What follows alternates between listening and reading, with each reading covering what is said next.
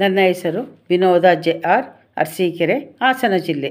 ನಾನು ಭಾಷಾ ವಿಷಯದ ಶಿಕ್ಷಕಿಯಾಗಿ ನಿವೃತ್ತಿ ಆಗಿದ್ದೇನೆ. ನಿವೃತ್ತಿಯ ನಂತರ ಏನು ಎಂಬ ಪ್ರಶ್ನೆ ನನಗೆ ಬಂದಿತ್ತು.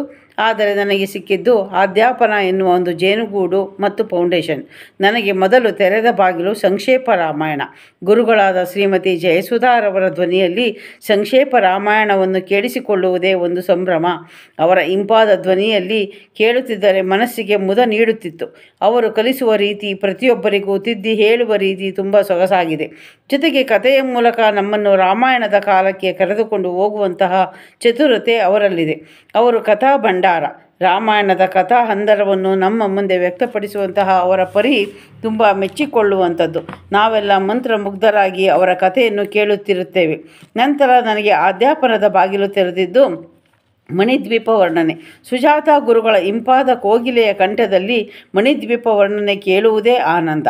ಅವರ ಅಮೂಲ್ಯವಾದ ಸಮಯವನ್ನು ನಮ್ಮೆಲ್ಲರಿಗೆ ಮೀಸಲಾಗಿಟ್ಟು ಮಣಿದ್ವೀಪ ವರ್ಣನೆಯ 3 ಭಾಗಗಳನ್ನು ಮುಗಿಸಿದ್ದಾರೆ. ಜೊತೆಗೆ ದೇವಿಯ ವರ್ಣನೆಯನ್ನು ಅತ್ಯದ್ಭುತವಾಗಿ ಮಾಡಿದ್ದಾರೆ. ಅವರ ಧ್ವನಿಯಲ್ಲಿ ಕೇಳುವುದೇ ನಮ್ಮೆಲ್ಲರ ಪುಣ್ಯ. ಅಧ್ಯಾಪನದ ಚಂದನ ಗುರುಗಳು ಕಲಿಸಿದ ಕಾಲಭೈರವಾಷ್ಟಕ, ಕನಕಧಾರಾ ಸ್ತೋತ್ರ ಇವುಗಳನ್ನು ಸಹ ಬಹಳ ಸಂಯಮದಿಂದ ಸುಶ್ರಾವ್ಯವಾಗಿ ನಮಗೆ ಕಲಿಸಿದ್ದಾರೆ. ಇವರು ಕಲಿಸುವ ರೀತಿಯೂ ಬಹಳ ಚೆನ್ನ. ಇನ್ನು ಶಿವಸಹಸ್ರನಾಮ ರೂಪಾ ಅಮ್ಮ ತುಂಬ ಚೆನ್ನಾಗಿ ತಮ್ಮ ಮಧುರ ಧ್ವನಿಯಲ್ಲಿ ನಮಗೆ ಕಲಿಸಿದರು. ನಾವು ಬೆಳಗ್ಗೆ ಪೂಜೆ ಮಾಡುವ ಸಮಯಕ್ಕೆ ಶಿವಸಹಸ್ರನಾಮ ಪ್ರಾರಂಭವಾಗುತ್ತಿತ್ತು. ನಾನು ಪೂಜೆ ಮಾಡುತ್ತಲೇ ಅವರು ಹೇಳಿಕೊಟ್ಟ ಶ್ಲೋಕಗಳನ್ನು ಕಲಿತಿದ್ದೇನೆ. ಈಗ ನಾರಾಯಣೀಯಂ ನಡೆಯುತ್ತಿದೆ. ಸಂಧ್ಯಾ ಅಮ್ಮ ತುಂಬ ಚೆನ್ನಾಗಿ ಕಲಿಸುತ್ತಿದ್ದಾರೆ. ವಿಷ್ಣು ಸಹಸ್ರನಾಮವನ್ನು ಗುರುಗಳಾದ ಶಿಲ್ಪಾ ಅಮ್ಮ ಕಲಿಸುತ್ತಿದ್ದಾರೆ. ಅರ್ಥವನ್ನು ಉಷಾ ಅಮ್ಮ ಹೇಳುತ್ತಾರೆ.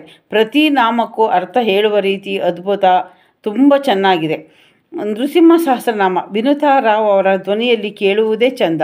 169 ಶ್ಲೋಕಗಳನ್ನು ತುಂಬ ಭಕ್ತಿ, ಶ್ರದ್ಧೆ, ನಿಷ್ಠೆಯಿಂದ ಕಲಿಸಿದರು ಹಾಗೂ ಅವರು ಮಾಡಿದಂತಹ ಒಂದು ರಿವಿಷನ್ ಏನಿದೆ ಅದು ತುಂಬ ಚೆನ್ನಾಗಿ ನಡೀತು. ತುಂಬ ಸಂತೋಷವಾಗುತ್ತದೆ. ಪಾರ್ವತಿ ಕಲ್ಯಾಣ ಹಾಗೂ ಗಜೇಂದ್ರ ಮೋಕ್ಷ ತುಂಬ ಮನಸ್ಸಿಗೆ ಮುದ ನೀಡಿದಂತಹ ಗೀತಾ ಕಥನಗಳಿವು.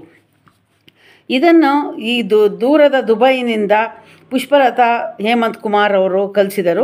ಜೊತೆಗೆ ಪುರಂದರದಾಸರು ಹಾಗೂ ವಾದಿರಾಜರ ಜೀವನ ಚರಿತ್ರೆಯೊಂದಿಗೆ ನಮಗೆ ಪಾರ್ವತಿ ಕಲ್ಯಾಣದ ಕಥೆ ಹಾಗೂ ಪಾರ್ವತಿ ಕಲ್ಯಾಣವನ್ನು ಕಲಿಸಿದರು. ಗಜೇಂದ್ರ ಮೋಕ್ಷದಲ್ಲಿ ದಶಾವತಾರ ಕಥೆಯನ್ನು, ಭಾಗವತ ಪುರಾಣದ ಆಯ್ದ ಭಾಗಗಳನ್ನು ನಮ್ಮ ಮನ ಮುಟ್ಟುವಂತೆ ಪ್ರಸ್ತುತಪಡಿಸಿದ ರೀತಿ ಅಪ್ಯಾಯಮಾನ. ಇನ್ನು ರುದ್ರಪ್ರಶ್ನಂ ಯಾವುದೋ ಜನ್ಮದ ಪುಣ್ಯವೆಂಬಂತೆ ಯಶೋಧ ಅಮ್ಮನಿಂದ ಕಲಿಯುತ್ತಿರುವುದು ತುಂಬ ಚೆನ್ನಾಗಿ ಮೂಡಿ ಬರುತ್ತಿದೆ. ಯಶೋಧ ಅಮ್ಮ ಎಲ್ಲ ನಮ್ಮ ಕಚಮಕಗಳನ್ನು ತುಂಬ ಚೆನ್ನಾಗಿ ಕಲಿಸುತ್ತಾರೆ ಹಾಗೂ ಅದರ ಅರ್ಥವನ್ನು ಅರ್ಥಗರ್ಭಿತವಾಗಿ ಹೇಳುತ್ತಾರೆ. ಶಿವಾನಂದ ಲಹರಿ, ಶಿವ ನಕ್ಷತ್ರ ಮಾಲಾ ಹಾಗೂ ಷಡಕ್ಷರ ಮಂತ್ರ, ಶಿವ ಷಡಕ್ಷರ ಮಂತ್ರ ಇವುಗಳನ್ನು ಕಲಿಸಿಕೊಟ್ಟಂಥವರು ರಾಗಿಣಿ ಅಮ್ಮ. ಅವರ ಧ್ವನಿಯಲ್ಲಿ ಇವುಗಳನ್ನು ಕೇಳುವುದೇ ಒಂದು ಚಂದ. ಈಗ ಶ್ರೀ ವೆಂಕಟೇಶ್ವರ ಸುಪ್ರಭಾತ ಅವರ ಧ್ವನಿಯಲ್ಲಿ ಕೇಳುತ್ತಿರುವುದು ತುಂಬ ಚೆನ್ನಾಗಿದೆ. ಶ್ಯಾಮಲಾ ಅಮ್ಮನವರಿಂದ ಲಲಿತಾ ಸಹಸ್ರನಾಮ, ದೇವಿ ಅಪರಾಧ ಕ್ಷಮಾಪಣಾ ಸ್ತೋತ್ರ, ನಾರಾಯಣಿ ಸ್ತುತಿ, ಲಕ್ಷ್ಮೀ ಕರಾವಲಂಬ ಸ್ತೋತ್ರ ಇವುಗಳನ್ನೆಲ್ಲ ಕಲಿಸಿದರು. ಈಗ ಕೃಷ್ಣ ಸಹಸ್ರನಾಮವನ್ನು ಕಲಿಸುತ್ತಿದ್ದಾರೆ. ಸೀಮಾ ಅಮ್ಮ ಸುಬ್ರಹ್ಮಣ್ಯ ಭುಜಂಗ ಸ್ತೋತ್ರವನ್ನು ಕಲಿಸಿದರು ಹಾಗೂ ಭಗವದ್ಗೀತೆ ತರಗತಿಗಳನ್ನು ತೆಗೆದುಕೊಳ್ಳುವ ಉಷಾ ಅಮ್ಮ ಅವರ ಮಗುವಿನಂತಹ ಧ್ವನಿ, ಅರ್ಥ ಹೇಳುವ ರೀತಿ, ಭಗವದ್ಗೀತೆಯ ಶ್ಲೋಕಗಳನ್ನು ಕಲಿಸುವ ರೀತಿ ತುಂಬ ಚೆನ್ನಾಗಿದೆ.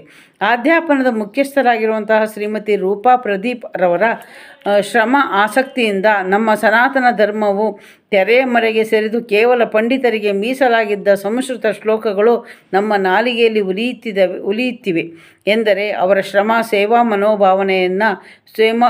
ಮನೋಭಾವನೆಯ ಪರಿಚಯವಾಗುತ್ತದೆ.